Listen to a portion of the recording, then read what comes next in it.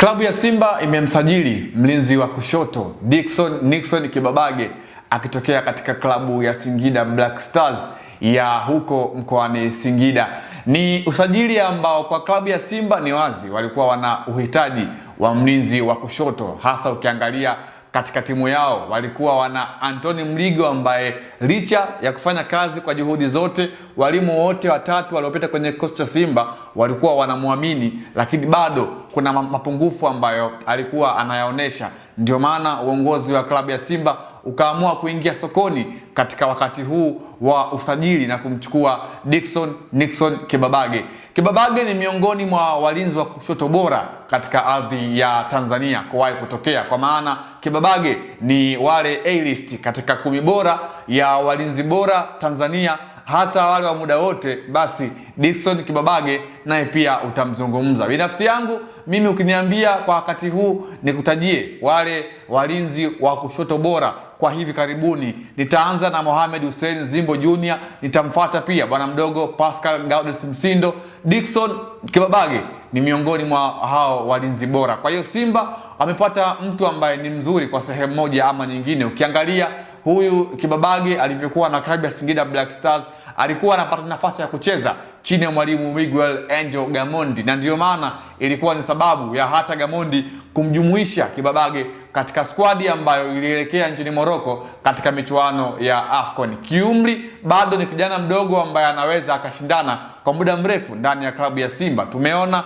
siku za hivi karibuni Young Africans walimchukua mtu kama vile Israel Mwenda kutokea katika klabu ya Singida Black Stars, na amekuwa ni miongoni mwa wachezaji ambao wamesaidia Yanga pakubwa, hasa katika msimu uliopita na msimu huu ambapo Young Africans yupo katika mashindano makubwa. Kwa hiyo Young Africans kwa sehemu moja ama nyingine wanaweza wakawa wamenufaika na Singida Black Stars kwa wakati ule kuwapatia Israel Mwenda, lakini pia kwa wakati huu Simba ni wazi kwamba wamepata mlinzi wa kushoto ambaye ni bora. Kwanza Simba watakwenda kunufaika na kuwa Kibabage kwamba ni mzawa, kwa sababu wanakwenda kupata product bora ambayo kwa sehemu haiwakosti katika gharama, kwa maana Kibabage yeye ni mzawa, kwa hiyo atakuwa halipii zile gharama kama walinzi wengine wa nje watakuwa wameweza kuzitoa kwenye klabu ya Simba. Na Kibabage bwana amekuja saa chache tu mara baada ya klabu ya Simba kumkosa mlinzi wa kushoto ambaye walikuwa wanahusishwa naye, kwa maana ya Kadim Diao,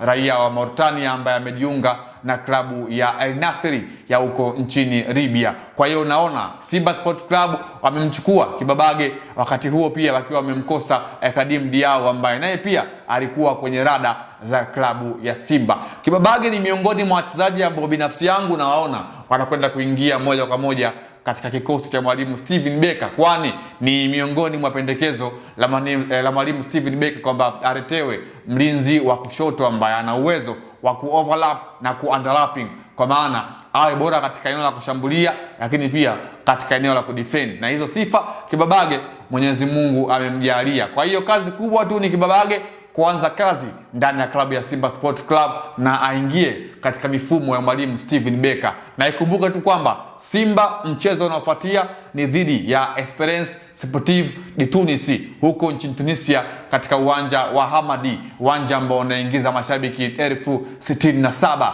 katika mji wa Tunisi huko nchini Tunisia. Lakini mara baada ya hapo watakipiga pia na Esperance wakiwa nyumbani, kwa maana ya Simba Sport Club katika uwanja wa Benjamin Mkapa. Lakini bila kusahau Singida Black Stars ndio mchezo unaofuatia kwa Simba katika ligi kuu Tanzania bara kabla ya kwenda kuwakabili Petro Atletico ya huko nchini Angola wakiwa Simba wakiwa ugenini. Kwa hiyo Kibabage anaweza akawa ni sehemu ya mchango mkubwa kwa klabu ya Simba katika hizi mechi ambazo Simba anakwenda kuzielekea. Simba ni wazi hapa wamepata mtu ambaye anaweza akawasaidia kwa sehemu moja ama nyingine.